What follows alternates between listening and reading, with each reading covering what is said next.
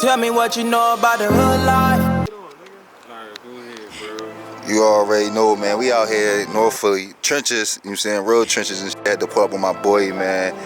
Like I said, for me, I feel like you definitely one of the top artists in the city. Very talented, original sound, versatile, and you got a story and shit like that. So go ahead and introduce yourself to the people who ain't too familiar with you. Yeah, I'm Blizzo. I'm from North Philly. Man, I'm most known for my song non-fiction and shit. I had to get on my ass and get me a bag. I had to realize I was drunk. Was sleeping over my man house, was looking for handouts, but niggas ain't had nothing for me. But it's all good, cause I started robbing them niggas. No niggas say that I ain't loyal. Got 32 shots. I ain't far from a Tupac. I'm a killer, so don't push. But I got a lot of shit. Just go look at everything. To look me up, you feel me? Facts though. So I say I first got one to you as far as you already know a couple years ago. You had a poppin' song and shit like that, and then you was just real consistent for real as far as dropping music. And the one thing I do want to shout you out for, bro, as far as I be running into a lot of these rap guys and shit like that. I ran into you down South Philly. You was leaving the studio, and you gave me like a nice little 10-minute interview and shit like that. Keep it raw, man. We had ran into one of the top youngers in the city on the artist, man. I definitely gotta give you your flowers right now. You doing a lot of shit. And that joint did good. I want to shout you out for that, for one, because these niggas, a lot of these rappers be fronting and shit. They be on some weirdo shit.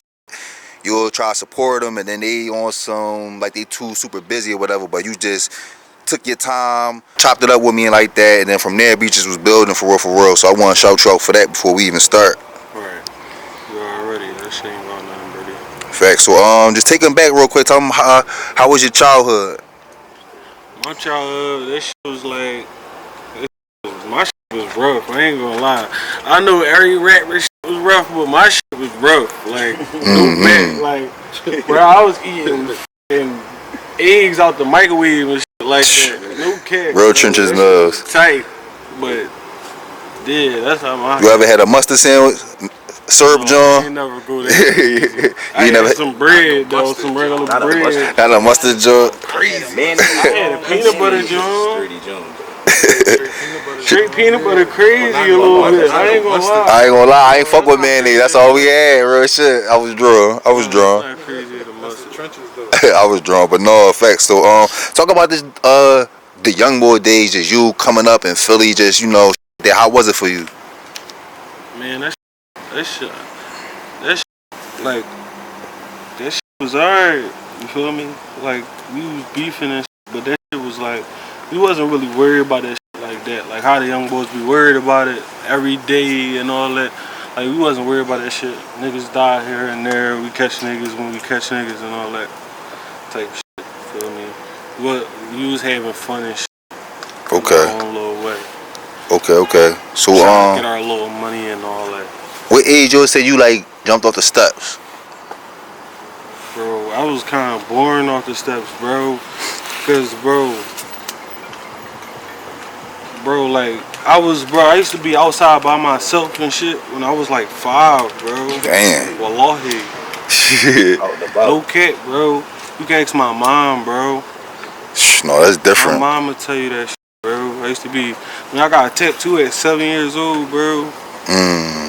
Hold on, what? Wallahi, bro. I ain't gonna lie. I got a tattoo at 7 years old, bro.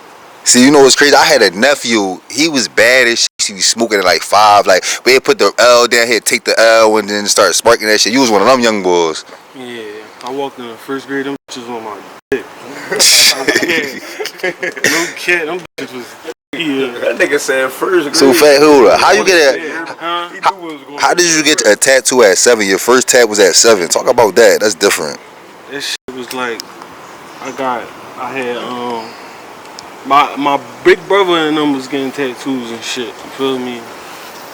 And it was like it was an underground joint. It wasn't like no real tattoo parlor.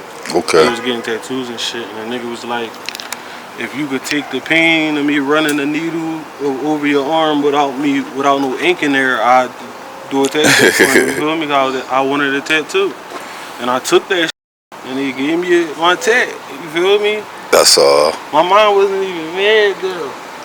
Okay. That's the rest of my family was mad though. You know, grandmom and all them. Yeah. They drawn. Facts. The hitting the lid. So when did music first come into play for you? I always loved music. When I started rapping and shit when I was 14. Rapping at 14. What was it about the music that kind of just caught your attention?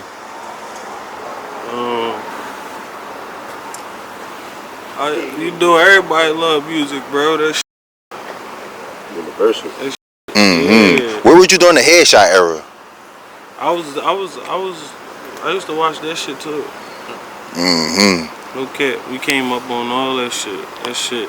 I kind of came up on both. Like I came up on the young era and the older era type shit. You feel me? Yeah, okay, yeah, you was right in the middle of it. So who were some of the ones that you had watched, you know, coming up and shit like that? I watch Meek. What? I did. Everybody first answer though. No bullshit. I watch Meek.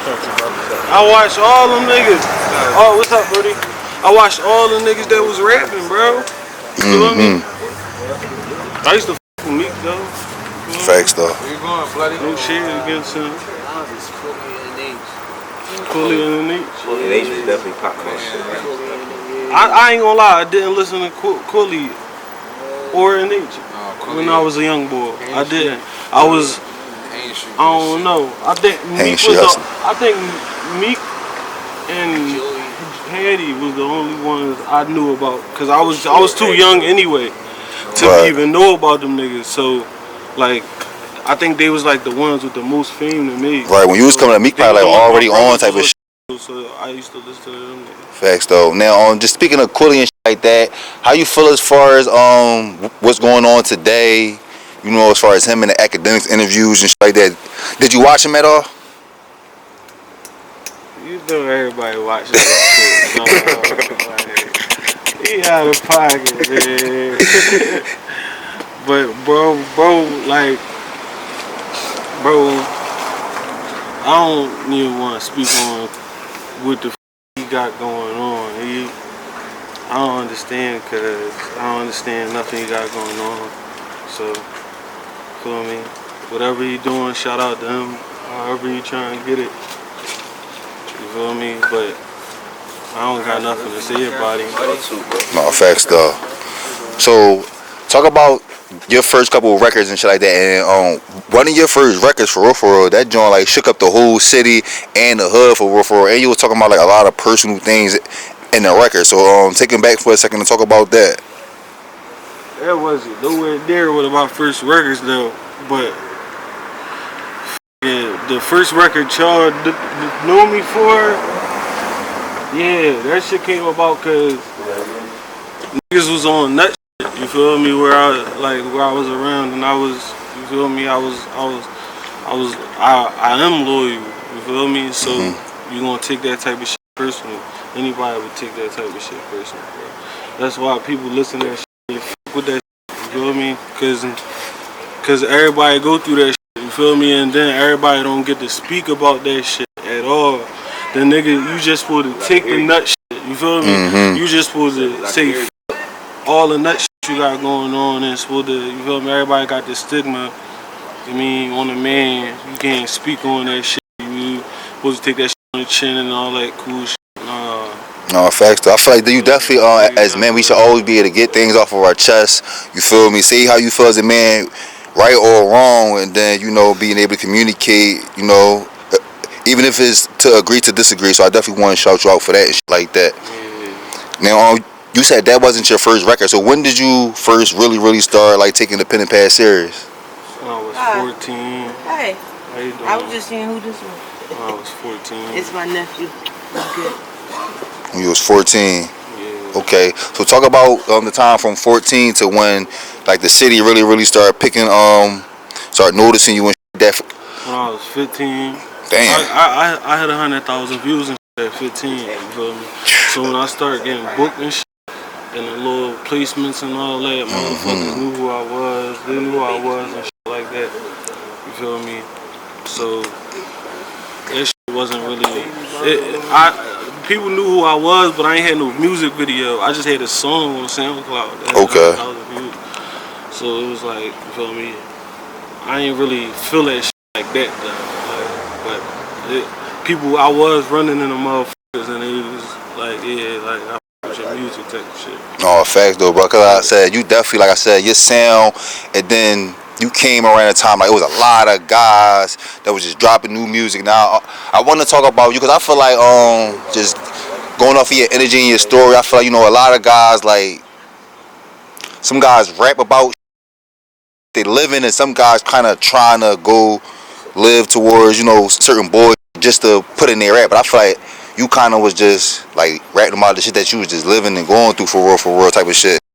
So I say that to say, talk about like when the drill era came full force, and then